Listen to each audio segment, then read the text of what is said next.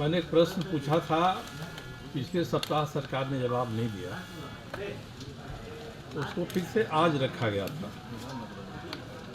मैंने प्रश्न को पूछना आरंभ किया, एक ही पूरक प्रश्न मैंने पूछा था।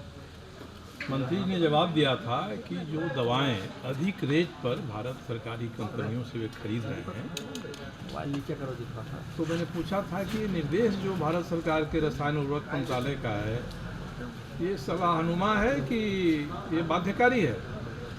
तो मंत्री ने कहा बाध्यकारी है। इसके बाद अध्यक्ष जी महोदय ने सदन को स्थगित कर दिया।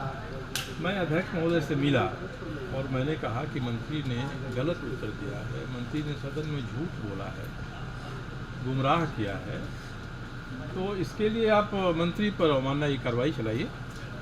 और उन्होंने कहा कि ठीक है, सदन 12 बजे होता है, आप आइए। 12 बजे हुआ, उन्होंने कहा कि प्रश्नकाल के बाद देखिए बात। मैंने प्रश्नकाल के बाद रखा, बात आधा ही रखा था कि फिर से उन्होंने माइक बंद करा दिया।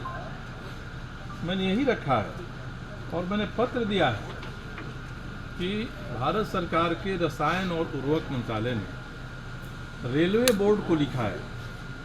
रेलवे बोर्ड ने पूछा था कि भाई आपने निर्देश दिया है कि दवा खरीदना है इन्हीं कंपनियों से, तो ये बाध्यकारी है? भारत सरकार ने लिखा है कि बाध्यकारी नहीं है, कोई कंपल्सन नहीं है आप पर, और यहाँ मंत्री कह रहे हैं कि बाध्यकारी है। तो मैंने दस्तावेज के आधार पर कहा है। अब मैंने मेरी बात नहीं सुनी, मैंने प्रोटेस्ट में कहा कि भाई सदन का जो शेष 2 दिन बचा है, मैं उसका बहिष्कार करता हूँ। और मैं आरोप नहीं लगा रहा हूँ, बल्कि सामने तथ्य रख रहा हूँ कि मंत्री ने जिन दवाओं को भारत सरकार की कंपनियों से अधिक दर पर खरीदा है, उनमें से कुछ कंपनियां हैं जो दवा दूसरे से बनवाती हैं। मैंने फ़ोटो दिया है, पैरासीटामोल सिरप दूसरे से बनवाया। एक सुरेंद्र प्रसाद थे यहाँ के निगम में संयुक्त सचिव, उन्होंने आपत्ति किया इस पर कि ये जो जांच रिपोर्ट दवाओं की आ रही है वो इन कंपनियों की नहीं आ रही है, प्राइवेट कंपनियों की आ रही है।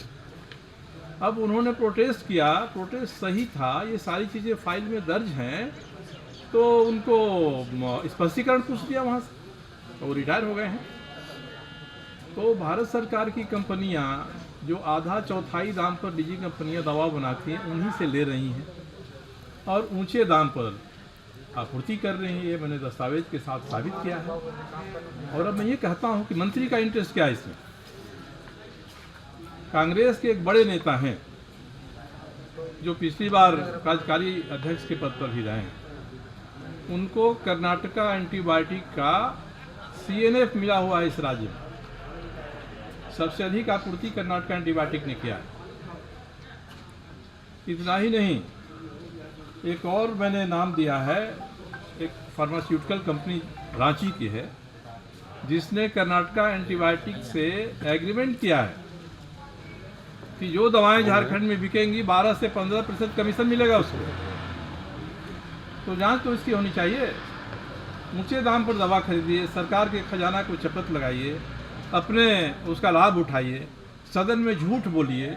अब इस पर अगर आसन संज्ञान नहीं लेगा, सरकार कोई कार्रवाई नहीं करेगी, तो क्या मतलब है ऐसे सवाल पूछने का जब वो सवाल ही ना पूछे? तो मैंने कहा अध्यक्ष महोदय से कि हमारे संविधान के अनुसार कार्यपालिका का, विधायिका का, न्यायपालिका का, तीनों का अधिकार क्षेत्र बटा हुआ है, सेपरेशन ऑफ पावर है। अब इस पावर के अनुसार अगर विधायिका अपना काम नहीं करेगी, अपना दायित्व नहीं निभाएगी, संविधान के निर्देश के अनुसार नहीं चलेगी, तो कोई व्यक्ति जो सदन का सदस्य वो कहाँ जाएगा? फिर जाएंगे न्यायालय के पास, कोर्ट के पास, ED के पास, CBI के पास, और इसमें कार्रवाई होगी तो ये कहेंगे कि DCI हमारे पास में आ रही है। मेरे पास सारे सबूत हैं, इन्होंने झूठ बोला है, गलत उत्तर दिया है। सरकार के खजाना पर इनके हिसाब से 60 करोड़ का चपत लगा। ये दिया अभी तक भुगतान किया है, जो नहीं भुगतान किया है वो इसमें जुड़ा हुआ नहीं है।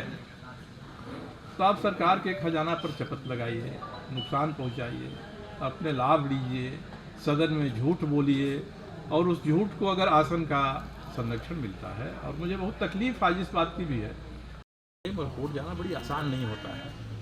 कोर्ट जाइए और जितनी मेहनत, समय, पैसे खर्च होते हैं, लगते हैं, उसको देखते हुए मैं तो प्रयास यही करूँगा कि सेपरेशन ऑफ पावर में जो आपको अधिकार मिला है, विधायिका उस अधिकार का उपयोग नहीं करेगी तो ये आक्षेप विधायिका के ऊपर आएगा कि सरकार के भ्रष्ट मंत्रियों को संरक्षण मिलता है, जबकि दायित्व है आसन का कि वो सदन के सदस्यों को संरक्षण दे और सरकार से हर बात उसके मुंह में उंगली डाल के उगलवाए अगर गलत है। इंद्र सिंह नामधारी जी क्या करते थे, पहले हुआ करता है। तो मैं तो सेपरेशन के पावर के तहत विधायिका को जो मिली हैं शक्तियाँ, पहले मैं उसी की ओर ध्यान आकृष्ट करूँगा। जो भी एक्सप्लेनेशन देना होगा हमारे माननीय अध्यक्ष महोदय देंगे इसके बारे में।